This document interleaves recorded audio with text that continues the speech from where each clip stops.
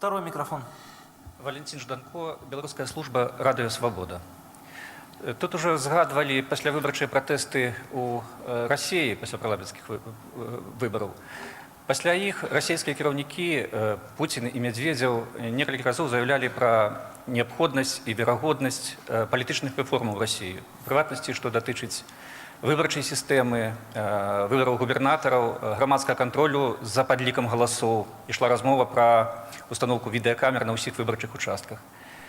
Ці не лічыце вы, што палітычныя рэформы наспелі і ў Беларусі, што Беларусі патрэбен парламент, у якім бы дэпутатамі былі не толькі тыя, хто галасуюць за, але і тыя, хто галасуюць супраць, якія не толькі вашы аддадумцы, але і вашы апаненты, якія падлюстроўвалі рэальна разнастайныя настроі ў беларускім грамадстве. Ці можна спадзявацца, што ў 2012 годзе такі парламент у Беларусі з'явіцца? Я вам отвечу, могу кратко ответить, могу пространно. Кратко, кого народ изберет, тот и будет. Но, если вы хотите честно, то я буду тоже высказывать в процессе парламентских выборов свою точку зрения, влиять на народ. И посмотрим, сколько будет там от оппозиции Лукашенко и пятой колонны. Я же молчу, набрав воды в рот. Даже на президентских выборах. Почему молчу, вы прекрасно знаете. Поэтому вы меня не лишаете же возможности проводить хотя бы чуть-чуть агитацию. И посмотрим. Тогда можете веб-камеры поставить, еще куда-то там заглянуть этим членам избирательной комиссии. Ваш подтекст абсолютно неприемлем. Ваши люди и вы, если вы, Валентин, придерживаетесь их позиции, давайте честны будем, проигрывали по закону. Вы говорите о парламенте. Знаете, я соткан из того, простите за нескромность, чтобы выслушивать разные точки зрения. Я уже как-то говорил, к президенту, если совещание готовится, и мне помощник, который докладывает по своему профилю, что совещание готово, или глава администрации, и там нет разных точек зрения, это совещание отменяется. Прийти ко мне, хвалить меня или говорить «мы за» – это опасно.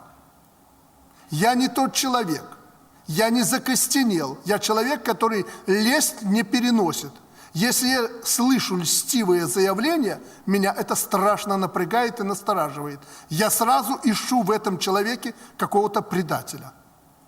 Мне не нужна лесть. Лесть – это гибель для руководителя. Я придерживаюсь и буду придерживаться такой политики. Поэтому упрекать меня в том, что парламент у нас одобряет, не одобряет. Ну вы же, Валентин, не знаете, какие там иногда происходят баталии. Просто я прошу парламентариев, депутатов, не позорьтесь. Посмотрите вокруг, драки в парламенте и прочее. Вы же выгодно отличаетесь от этого. Давайте эти эмоции там, пускай бурлят в зале, не выплескивайте их в народ, потому что это приведет к дестабилизации обстановки. Если есть проблема, мы же все хотим добра народу, давайте будем их решать. Давайте их будем спокойно решать, будем спорить. Не нравится проект какой-то закона, пожалуйста, приходите даже ко мне напрямую, будем обсуждать предварительно, принимая их. Еще там какие-то проблемы, давайте их до этого будем обсуждать. Самый пример, самый главный документ, бюджет и основные направления, показатели на будущий год. На моем уровне дважды, уже вот третий раз, ко мне пришли документы после парламента на подписание. Я 3 раза вникал в этот серьезный проект. И тут не только депутаты меня колошматят. Губернаторы, прежде всего, для них это же важнейший вопрос. Вы не думаете, что все вот в обнимку все ходят, даже в исполнительной власти, и все там решается? Нет.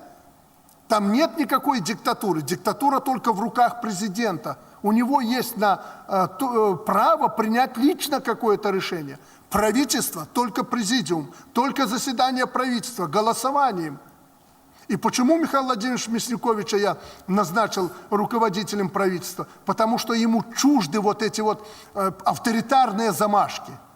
Он человек коллектива, он даже боится притрагиваться порой к принятию единоличного решения. Но он умеет коллектив организовать для того, чтобы принять решение. И это для меня очень важно при той большой власти, которая сосредоточена у президента. Везде должны быть сдержки противовесов. Но вы это не хотите анализировать. Вам это не интересно. Вам проще упрекнуть президента, вот диктатор и так далее. Но если я вижу, что в обществе, вопрос же справедливо-несправедливо, это главное для меня. Это для меня главное. Кроме закона, есть еще то, что нельзя прописать в законе. Есть вопросы некие выше, моральные законы, вопросы справедливости, может, что-то в законе упущено. И если я вижу, что это несправедливо, я мгновенно вмешиваюсь и публично. Я же не прячу это. То есть я отдаю свое решение вам на суд.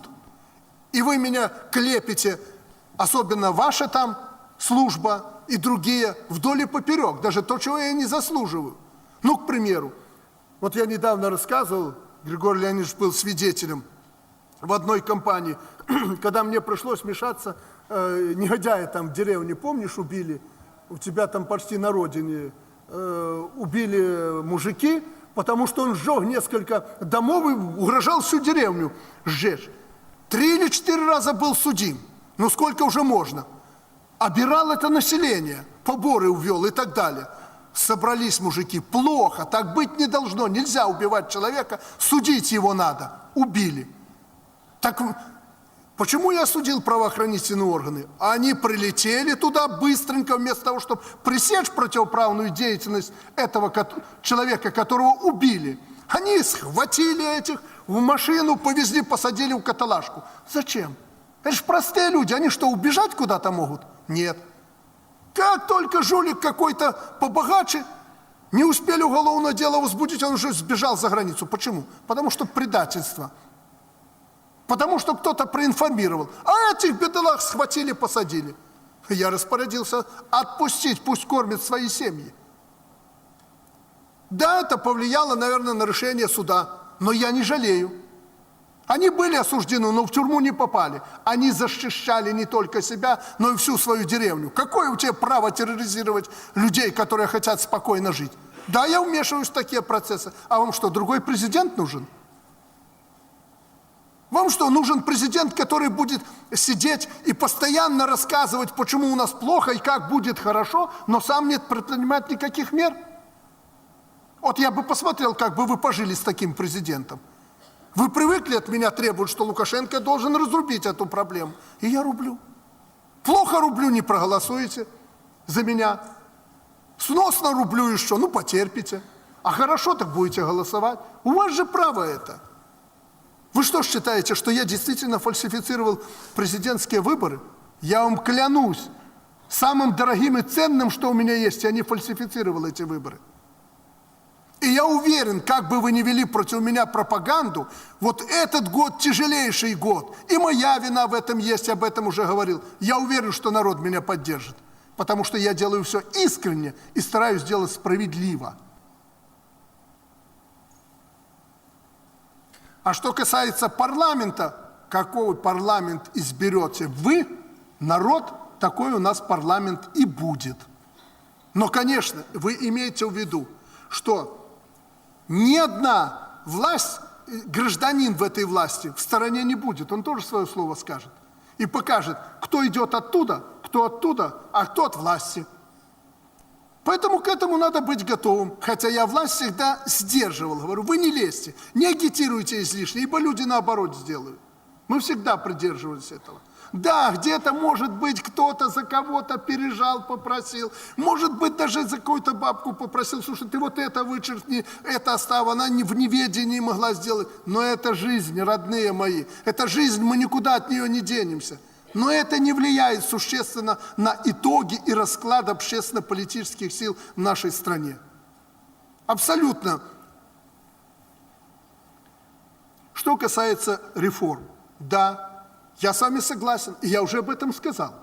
Но вы не думайте, что мы парламентские выборы сейчас проведем, порушив все законодательство, которое есть. Нет, мы сделаем их справедливыми. Лично я, как глава государства, вам Гарантирую это. И даже то, что я сказал, что я вмешаюсь, я не буду вмешиваться. Я вам обещаю, что я не буду вмешиваться в парламентские выборы. Да, я буду у губернаторов спрашивать за организацию этих выборов. Да, я не боюсь, что там больше 8-9 человек не будет в парламенте, даже если за руку их веди, оппозиционеров, больше не проведем. Даже если ты будешь с одной стороны вести за руку, я за другую, мы не проведем их. Я же вам рассказывал, как было. Приезжает ко мне Евросоюз. И вот так, как вы, чему там это, нема и прочее, прочее. Сделайте, вы же знаете, попробуйте, помогите, чтобы там была оппозиция.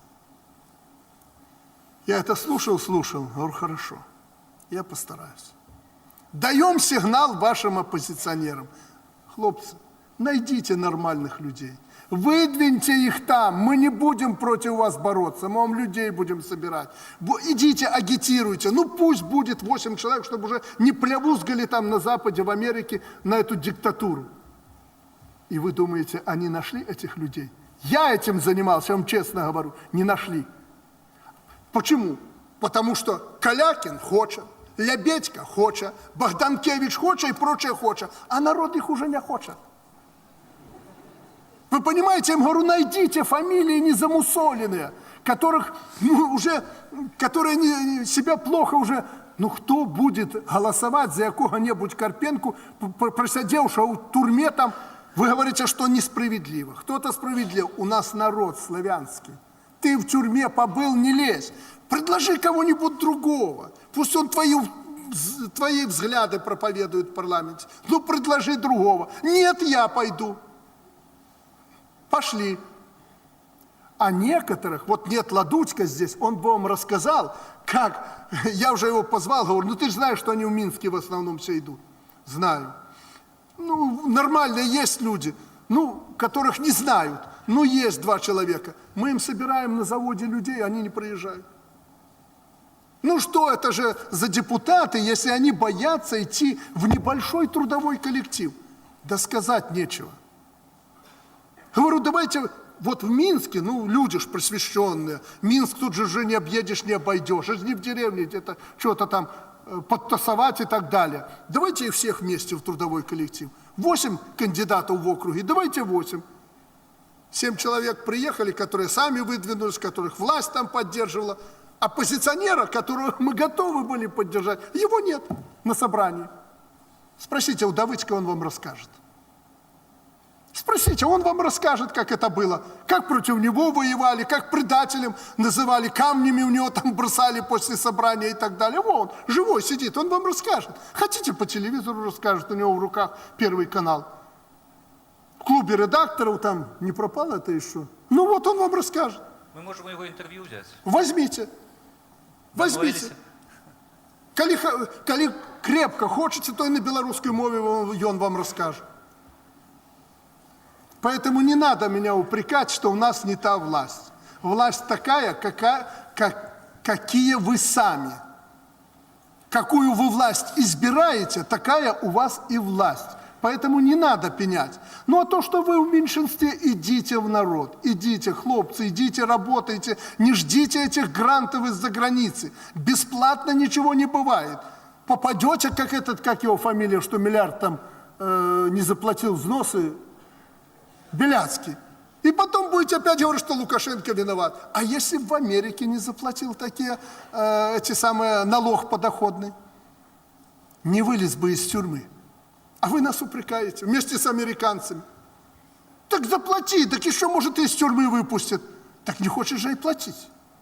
Думаю, что сейчас Евросоюз приедет, Лукашенко положит тут, как лягушку растянет, 5-й человек на грудь коленом наступит, и Лукашенко отступится, выпустит из тюрьмы. Нет, плати деньги. То, что украл, заплати. Ко всем такое отношение. А реформы будут. И притом в ближайшее время. Мы над ними думаем. Мне не надо силой что-то тут удерживать. Более того, вы невнимательно за мной следите. В парламенте Ольга Абрамова еще в том парламенте задала мне вопрос. Вопрос очень точный. Вы бы кому-нибудь после себя оставили такую политическую систему, как сейчас? Я ей честно ответил, я над этим много думал, нет. Нет. Потому что очень важно, кто получит в руки такие инструменты. И если это человек, который будет думать о том, чтобы себе карман набить, удержать власть, он не будет думать ни о независимости, ни о суверенитете и так далее и тому подобное. Поэтому в этом направлении мы еще с вами подумаем. Ну, не спешите. Третий микрофон.